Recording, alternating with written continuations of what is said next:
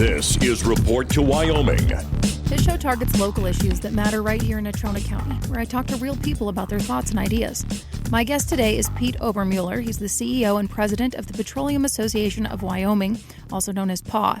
He's a Casper boy who graduated from Natrona County High School. After serving as an aide to former United States Representatives Barbara Cuban and Cynthia Lummis, he moved back to Wyoming in 2013 and worked at the head of the Wyoming County Commissioners Association before taking the helm at PAW in 2019.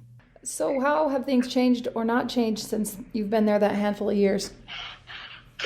It's been a wild ride. So I took over in 2019, and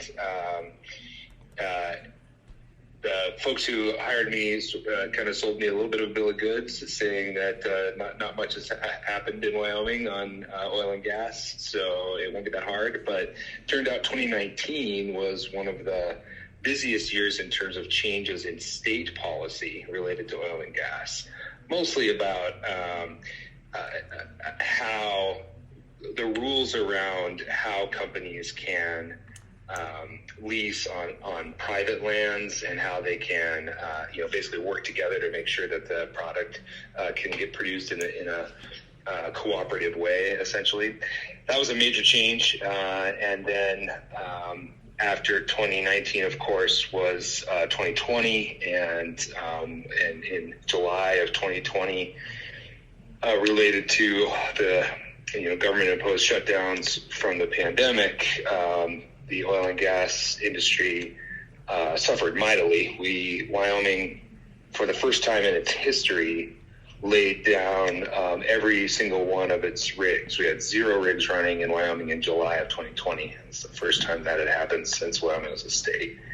And that experience, and then the experience of demand coming back really fast, has created a wild ride really for the next 2.5 to 3 years. I think kind of now, over the past 9 to 12 months, has been a little bit more normal, but normal is relative when you're talking about the volatility of oil and gas.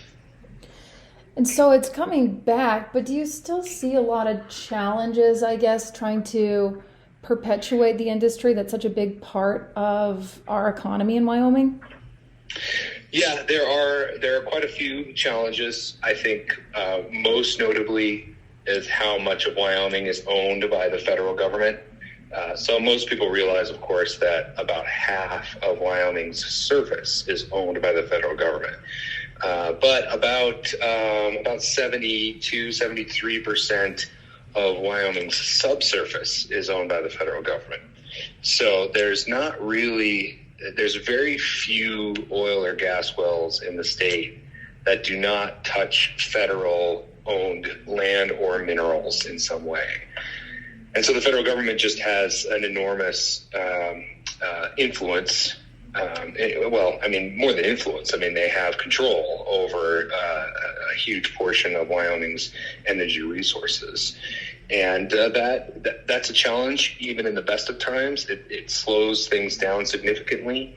In the current climate, where the current administration has made it very, very clear over and over again that they want to end fossil fuel production on federal lands, that open hostility is certainly a challenge for us. Yeah, and I just wonder if the demand is still there, or dare I say the need, does that just mean that we're going to be outsourcing more oil and gas? Yeah, it's a great question. And, I hope not. I think the demand part, which you're astute to point out, is really a big driver. And in fact, I was just looking at latest research today about global energy demand, pushing out significantly into 20, 30, 40, and 50, even in some of the most some of the estimates about how fast a renewable transition might take place. There's still an enormous global demand for the product. So you've identified really what's most frustrating to me is that you could stop all oil and gas drilling in Wyoming, just shut it all down, and it won't make a difference in terms of what the demand is or what the supply is to meet that demand. It'll just come from elsewhere. That can be from places like North Dakota or Texas where it's private lands, but it will also have to be from foreign and sometimes hostile countries. And then I wonder, does that drive the price up? Oh, sorry. Yes and no. So Wyoming is the 8th largest producer of oil in the United States, but that is significantly smaller than Texas, New Mexico, North Dakota, Louisiana, even California, if you can believe it. So Wyoming is a global player, but we're a small player. And the price of oil is really driven by the entire world's supply and demand. So you'll think OPEC, all those those Middle Eastern nations, Russia, Iran, and then big producers like Texas and New Mexico and North Dakota. So I guess advocating for oil and gas, more leases and more drilling in Wyoming. Would it be, I guess, your number one warrant for the argument would be jobs for Wyoming people? Oh, absolutely. I don't know if I would say it's number one. I think it's kind of number one for me personally. It's one of the big reasons why I took the job, because I'm a Wyoming kid. I grew up in Casper, and the oil and gas industry employs. Fluctuates obviously given the boom and bust cycle, but right now, it's employing directly about 19,000, approaching 20,000 people in Wyoming. It supports families, it supports communities, and that part's really important to me.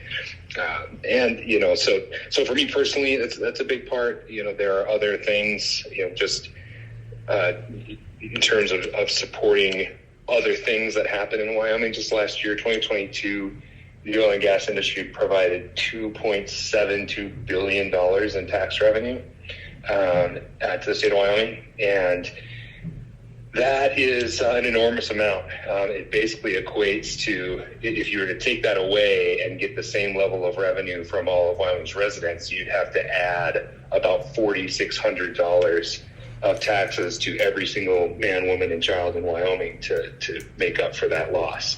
So it's pretty big in terms of keeping taxes low and still providing for good roads and infrastructure and schools and all of that. So there's all of that too. Not to mention just the energy security of producing oil and gas in Wyoming and in the United States as opposed to elsewhere.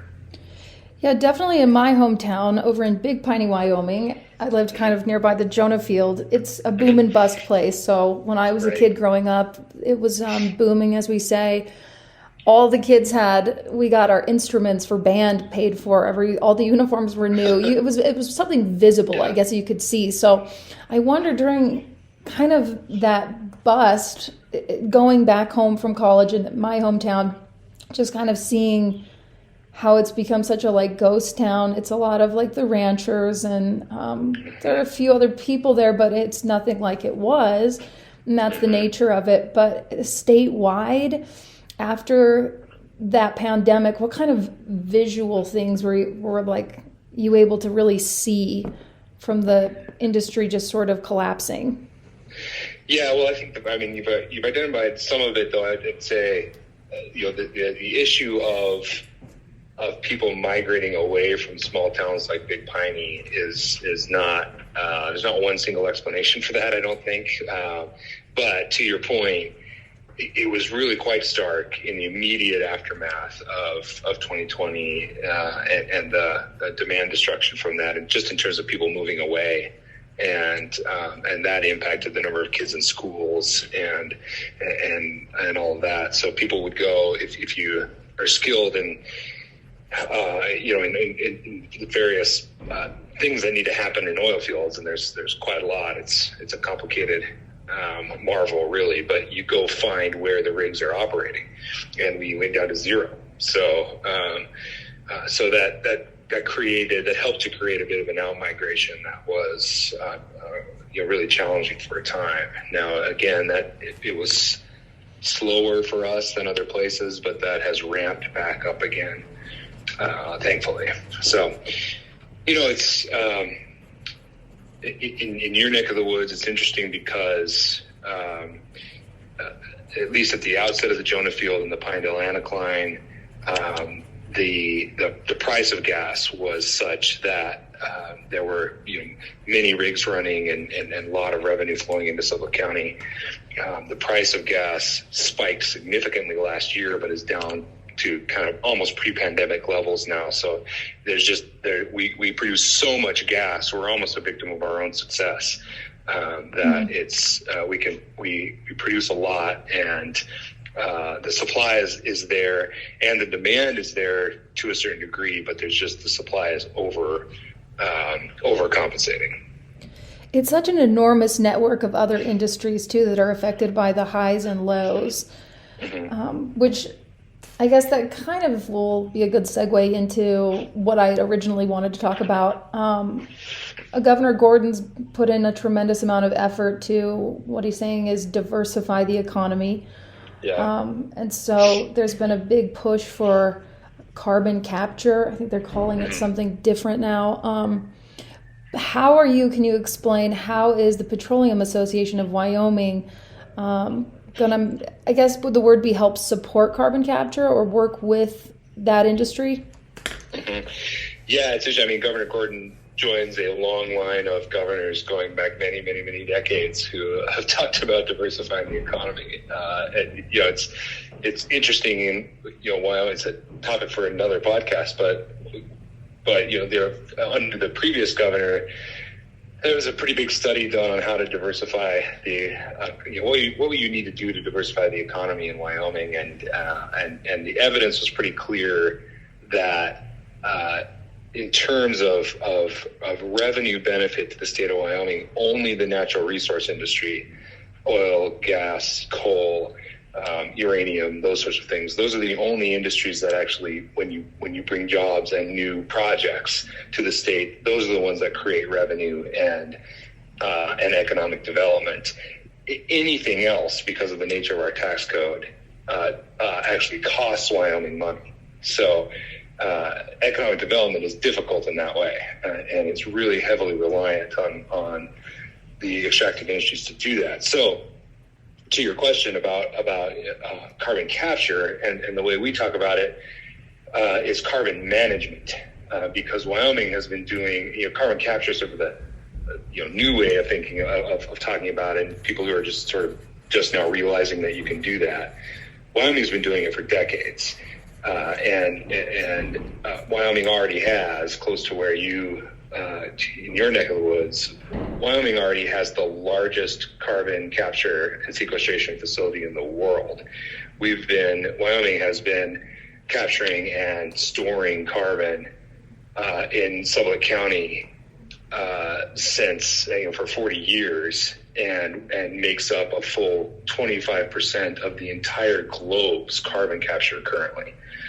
So there's that, and then also in Wyoming's oil fields all across the state, you can you initially drill a well, you can produce quite a lot, but then that production starts to taper off because the pressure reduces and all that kind of stuff. And one way to get more oil out of the ground is to do that is to inject those legacy fields with carbon, and that helps to force out more of the oil for use. It's called enhanced oil recovery.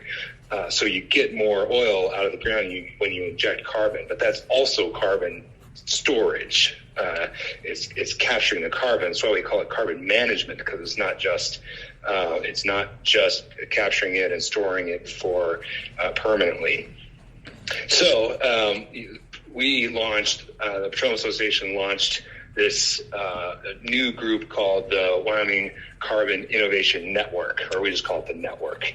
And the idea is all this talk and, from politicians and others about, carbon capture and all this stuff, we realized we needed a mechanism for those of us in private industry who are working on these projects and have been working on them for a long time because they help to bolster the oil and gas industry and others, help to provide jobs and revenue. That we needed a mechanism to come together and sort of be a part of that discussion about how does that work? How does that help oil and gas? How does that help bring jobs to Wyoming and economic development to Wyoming?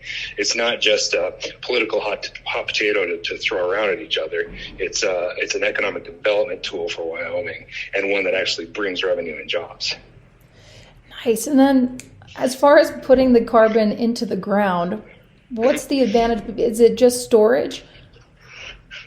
Yeah, so I mean, the current driver behind it, I'm sure you know, is that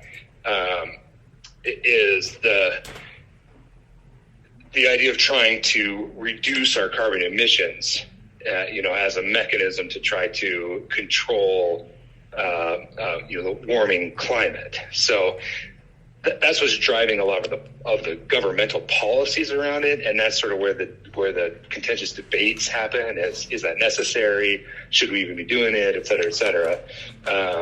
But for us, that's a little bit secondary because we've already been doing it for enhanced oil recovery and the other projects over there in Suffolk County that ExxonMobil does, and but that's sort of the driver behind the policy. So here's one of those policies that's really driving a lot of this activity in Wyoming is the federal government has said, hey, if you can capture carbon and you can permanently store it, we'll give you a pretty sizable tax credit for that. It's called a 45Q tax credit. It's just named after the part of the federal code, 45Q. But the federal government will give you a tax credit for doing that. They have also said, we'll give you a credit. It's a smaller credit, $25 less per ton of carbon, but they'll give you a credit if you capture carbon and use it for enhanced oil recovery too.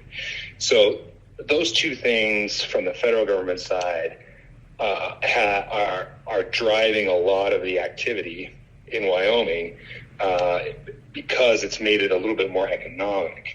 But Wyoming is on the forefront even beyond that because Wyoming has three additional things going for it. One, we have great geology for storing carbon.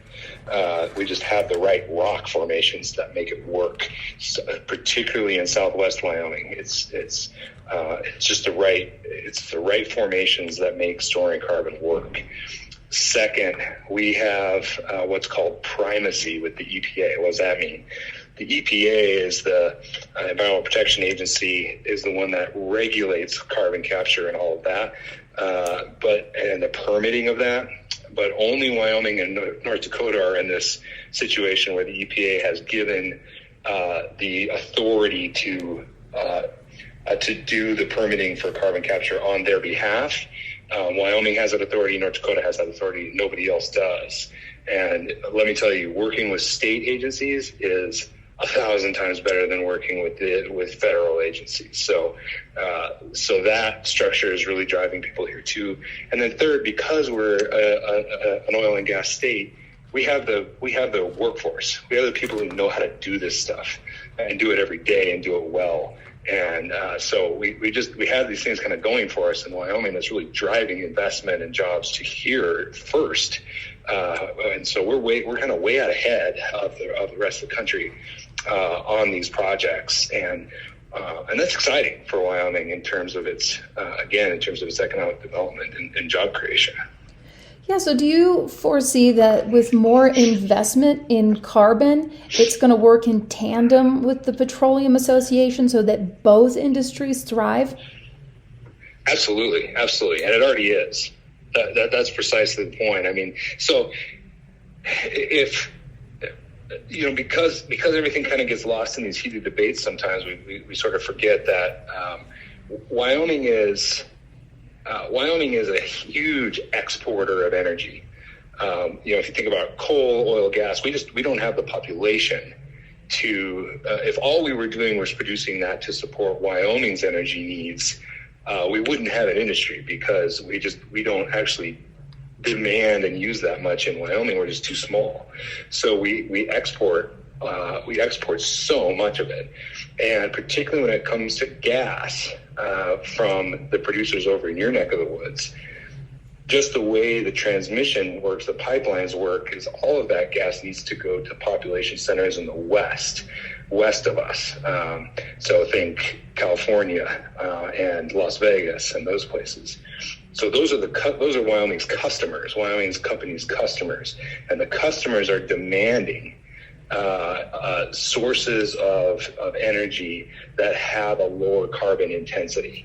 And we are already best in class there. We are better than anyone else at producing molecules with low carbon intensity.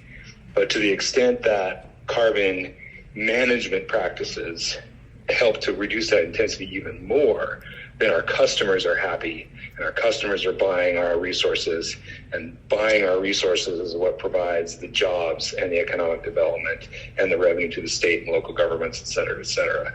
So there's a lot going on here in terms of government policies and just general perception and customer demand.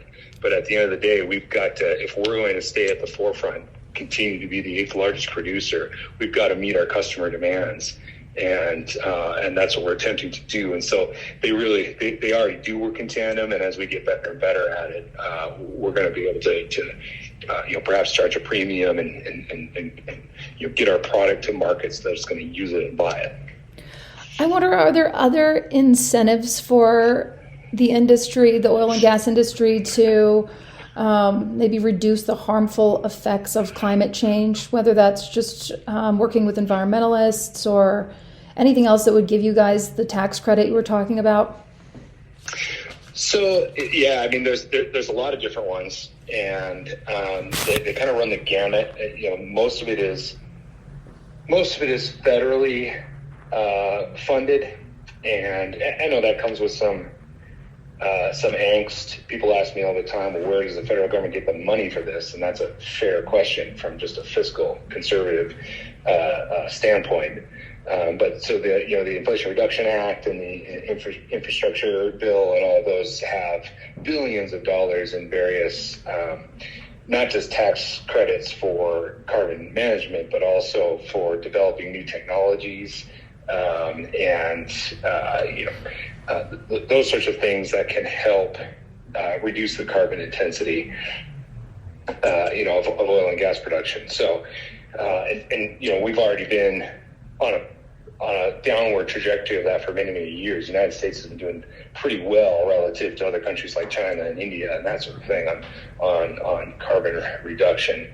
But there's a lot of those, and Wyoming is a player in that in the use of some matching grant funds through the Wyoming Energy Authority and all of that. But right now it's really in terms of carbon management, it's that 45Q credit I mentioned earlier that's really driving a lot of investment. Now, outside of just carbon management and the carbon footprint, you get pushback from people talking about even things like drilling rigs being an eyesore, or the damage that it can do to water, all of that. So in a brief nutshell, how has the industry made changes to kind of address any of that? Oh man, significant over a period of time, and we're constantly getting better at that sort of thing. So just in terms of the visual impact, first of all, the amount of time that it takes to drill a well and then reclaim it has reduced and reduced and reduced. So you can these wells now that can drill 10,000 feet below ground and then turn and go 2 miles horizontally. And produce just an enormous amount of oil.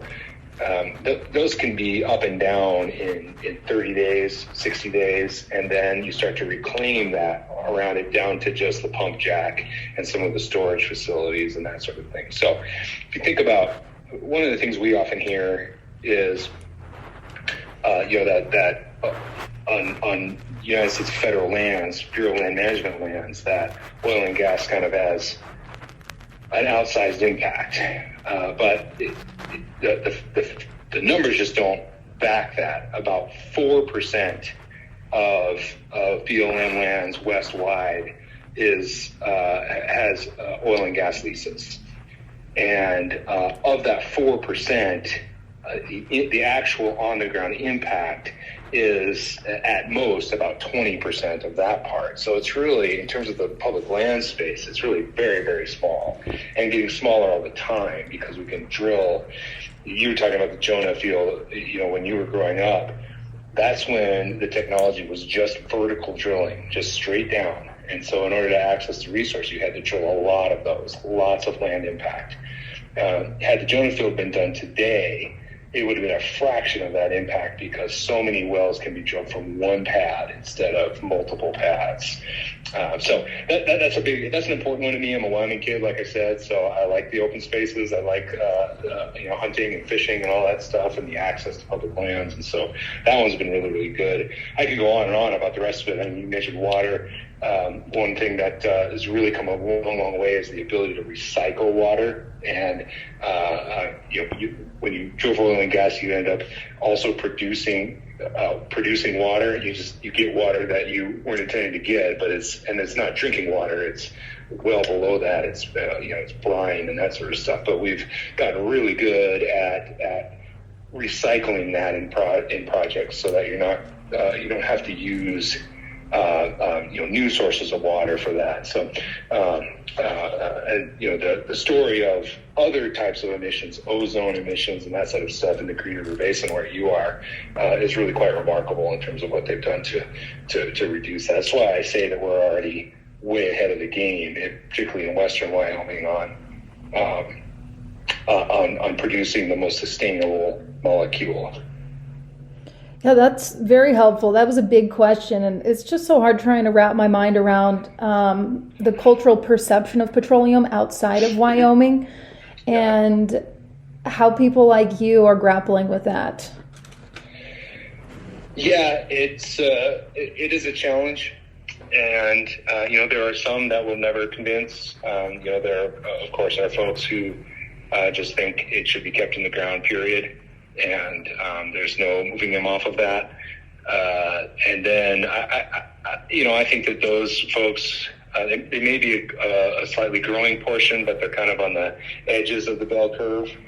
I think in the sort of meaty middle of the bell curve, most people, if they're concerned about oil and gas, are open to understanding how it works and how much the industry has moved and improved over time and continues to.